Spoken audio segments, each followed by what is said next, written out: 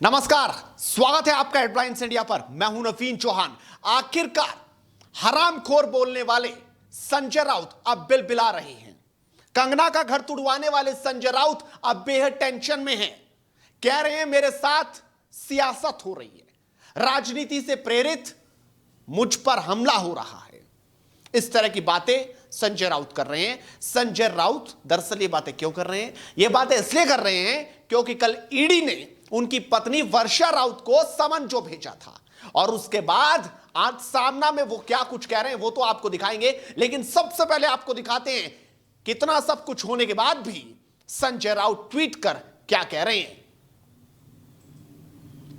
वो कह रहे हैं आ देख जरा किस में कितना है दम, जम के रखना कदम मेरे साथिया।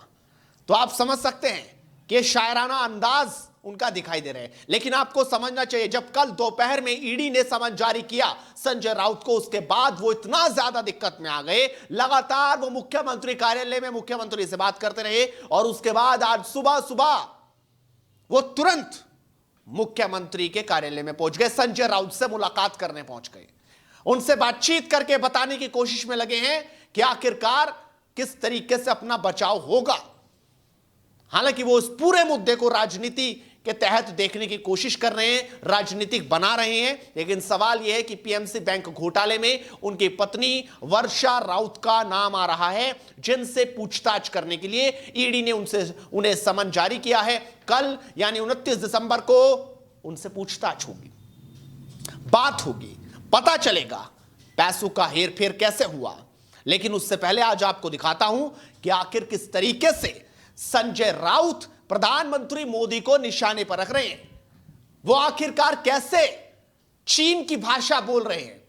जिस वक्त उन्हें अपना बचाव करना था उस वक्त वो चीन की भाषा बोल रहे हैं। आपको याद होगा जब कंगना रनौत ने उनके खिलाफ बोला, उन्होंने ये कहा कि मुंबई क्या पाकिस्तान है जो मैं यहां नहीं आ सकती। बस इसी बात पे संजय राउत अड़ गए, इतने ज्यादा अड़ियल हो गए कि बीएमसी को यह आदेश तक दे दिए गए कि आनन फानन में उनके घर को ढा दिया जाए, उनके ऑफिस को गिरा दिया जाए। और कैसे वो बुलडोजर वहां चला था आप सभी ने सीखा।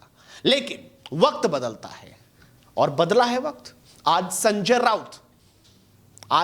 राउत के सामने बुलडोजर है, और ये बुलडोजर है ईडी का, जो पूछताछ करेगा उनकी पत्नी से पीएमसी बैंक घोटाले में हुआ क्या था, कहां से पैसों का लेन देन हुआ, यह सब कुछ पता चलेगा। लेकिन सामना के जरिए कैसे वो निशाना साधने में लगे हैं यह आपको दिखाऊंगा। लेकिन उससे पहले आपको देखना चाहिए कि सरकार उनके पक्ष में उतर आई है।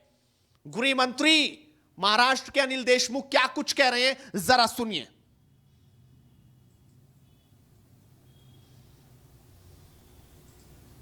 खिलाफ में या उनके नेता के खिलाफ में बोलेगा, उसके पीछे ईडी की चौकसी लगाना, उसके पीछे सीबीआई की चौकसी लगाना। कि सीबीआई के बारे में तो हमने निर्णय लिया है कि हमारे परमिशन के बगैर महाराष्ट्र में किसी की भी सीबीआई इंक्वायरी नहीं हो सकती। लेकिन ईडी का जो अधिकार है उन्हीं का अधिकार है, और उसका इस प्रकार से राजकारण के लिए उपयोग करना ये महाराष्ट्र में कभी देखा नहीं गया।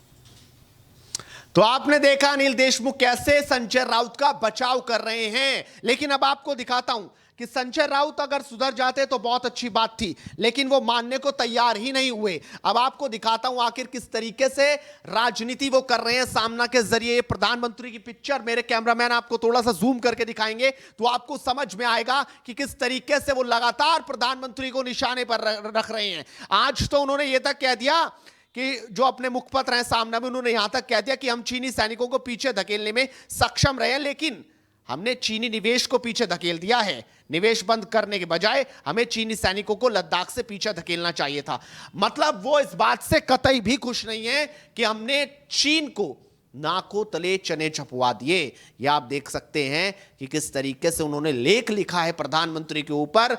सामना में यह लेख लिखा गया है, इसमें तो यह कहा गया है कि नए साल में क्या पैदा होगा, मोदी देश संभालेंगे, लोग परिवार संभालें।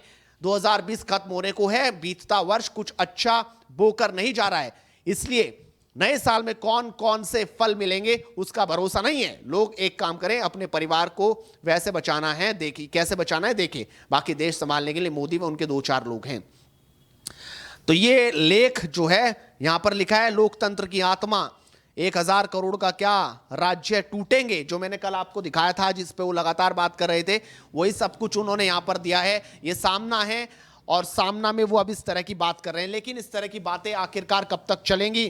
क्या वाकई प्रधानमंत्री को घेर कर इस तरीके से चला जा सकता है? अब ईडी ने समन भेजा तो वो प्रधानमंत्री पर निशाना साध रहे हैं। और सबसे बड़ी बात कि मोदी से पंगा, जो वो लगातार कह रहे थे कि अगर आप राज्य तोड़ेंगे सोवियत संघ की तरह देश के हिस्से हो जाएंगे, टूट जाएगा देश। अब वो चीन की भाषा भी बोल रहे हैं। उन्हें खुशी नहीं है कि चीन को हमने घुटनों पर लाया। वो बाकायदा ये बात कह रहे हैं कि चीन को लद्दाख से हमने पीछे नहीं धकेला, निवेश से पीछे धकेला है।